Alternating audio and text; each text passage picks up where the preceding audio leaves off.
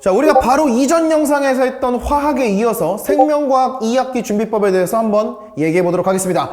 자, 일단 기본적으로 생명과학 유전이죠. 사실 이 유전이라는 단어 하나만으로 모든 것이 정리된 느낌이긴 한데, 이 유전 어떻게 공부해야 될까? 이 얘기를 한번 풀어보도록 할게요. 자, 일단 먼저 유전 같은 경우에는 기출문제가 정말로 중요한데요. 학교 내신 같은 경우에도 교육청 평가원에 나왔던 유전 기출문제가 변형이 돼서 나오는 경우가 상당히 많습니다. 자, 그리고 어떤 학교의 경우에는 학교 수준에 따라서 3점짜리 문제가 안 나오기도 하거든요. 자, 그러니까 2점짜리 문제들은 무조건 다 풀어봐야 된다고 생각을 해야 되고요. 그리고 3점짜리 문제들도 우리 학교에 맞게끔 이거를 얼마나 공부할 건지 일단 범위를 설정하는 걸 먼저 추천을 드릴게요. 자, 그리고 유전 같은 경우에는 조건을 바꿨을 때 문제 전체가 틀어지는 경우가 많기 때문에 보통 문제 안에 나와 있는 배율이 바뀌거나 문제는 그대로 준 다음에 보기 정도가 바뀌는 경우가 많거든요. 그러니까 기출문제 거의 외우다시피 공부를 해야 된다. 근데 문제가 보다 기출문제가 좀 많습니다. 자, 그래서 그 기출문제 많더라도 차근차근 단계를 밟아 나가면서 전부 다 공부를 해야 된다는 거 꼭 기억하셔야 됩니다. 자, 그리고 보통 유전이 가계도라고 생각하는 경우가 많은데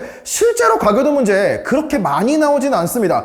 자, 실제로 가장 많이 나오는 건 어디냐? 염색체와 세포 분열입니다. 이 염색체와 세포 분열 파트가 유전 중에서는 가장 할만한 단원이거든요. 근데 이 개수가 정말 많이 나와요. 그러니까 염색체와 세포 분열 문제만큼은 내가 무조건 다 맞춰야겠다 라고 공부를 한 다음에 이게 정리가 되고 나면 그 다음 단계로 이렇게 넘어가는 단계적 공부가 굉장히 중요합니다. 실제로 이거는 시험 문제를 보면서도 염색체와 세포 분열 이쪽을 먼저 다 풀어야 돼요. 다 풀어서 다 맞춘 다음에 중간중간에 어려운 유전 문제를 짱 박혀 있을 거거든요. 그러니까 남는 시간에 그것들을 풀어야 됩니다. 개수는 많지 않고 배점은 높을 거예요. 그런데 여기에 집착하느라 나머지 쉬운 문제들 맞출 수 있는 것들마저 틀린다라고 하면 사실상 그 시험은 망했다라고 봐야 돼요. 그러니까 확실하게 가져갈 수 있는 점수 먼저 확보해놓고 그 다음에 도전하는 형식으로 공부를 하시고 그리고 문제를 풀 때도 시험장에서 동일한 방식으로 문제를 접근하셔야 된다는 거 명심하셔야 됩니다. 자, 그리고 이제 2학기 중간고사가 끝나고 나면 유전이 끝난 학교들도 있을 것이고 유전이 이어지는 학교들도 있을 건데 뭐 유전이 기말고사에 이어진다라고 하면 제가 말씀드린 것과 동일한 순서로 진행해 주시면 되는데 유전이 끝난 학교들이 문제거든요.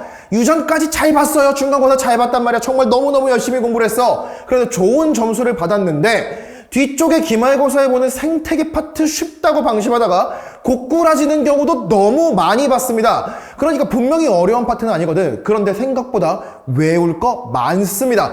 그러다 보니까 내가 암기가 부족해서 틀리는 것들은 누구 어떻게 변명할 수도 없는 거잖아요. 그러니까 외워서 맞출 수 있는 것들 반드시 외우고 시험장에서도 차분하게 문제만 풀어내면 괜찮을 겁니다. 중요한 건 뭐다? 계속 하는 겁니다. 끝날 때까지 끝난 게 아니다라는 생각을 하고 절대로 방심하시면 안 된다는 거 꼭 기억하고 좋은 결과 얻으시길 바랍니다.